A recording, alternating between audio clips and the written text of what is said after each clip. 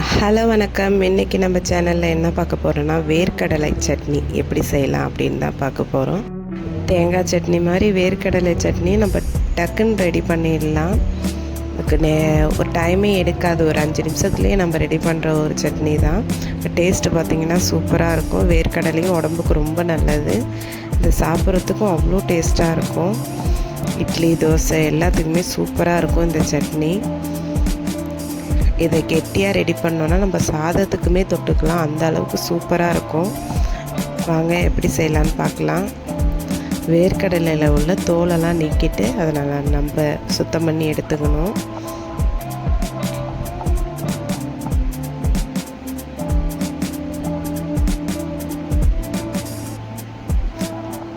இந்த அளவுக்கு நல்லா சுத்தம் பண்ணி எடுத்துக்கணும்.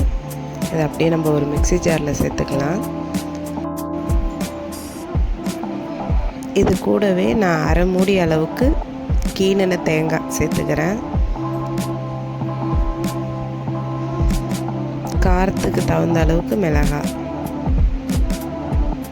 மிளகாய் காரமாக இருந்தால் பார்த்து சேர்த்துக்கணும்.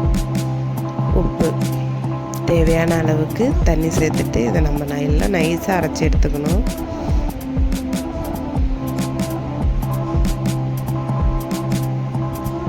வேர்க்கடலை சேர்க்குறதுனால இதோட டேஸ்ட்டே சூப்பராக இருக்கும்.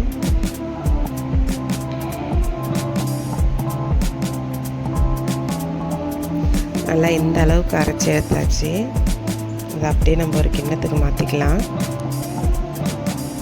இந்த சட்னி தண்ணியாக இருந்தால் கூட சூப்பராக இருக்கும். கெட்டியாக இருந்தாலும் சொல்லவே வேணாம், அந்த அளவுக்கு டேஸ்ட்டாக இருக்கும்.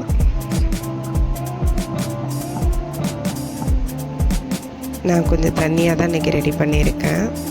பாருங்கள், இந்த அளவுக்கு இருக்கணும்.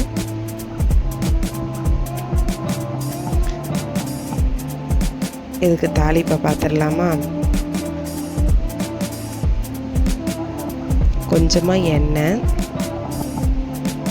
நல்லா காஞ்சதுக்கப்புறம் கடுகு, உளுத்தம்பருப்பு,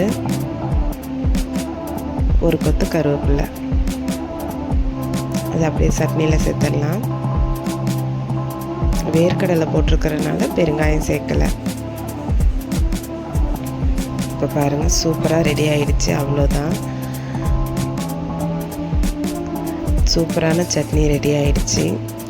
தேங்காய் சட்னி செய்கிற மாதிரி இதுவும் ஈஸியாக செஞ்சிடலாம். குட்டி பசங்கள்லாம் வேர்க்கடலை சாப்பிட்லன்னா இது மாதிரி சட்னி கூட நம்ம ரெடி பண்ணி கொடுத்தோன்னா சூப்பராக சாப்பிடுவாங்க.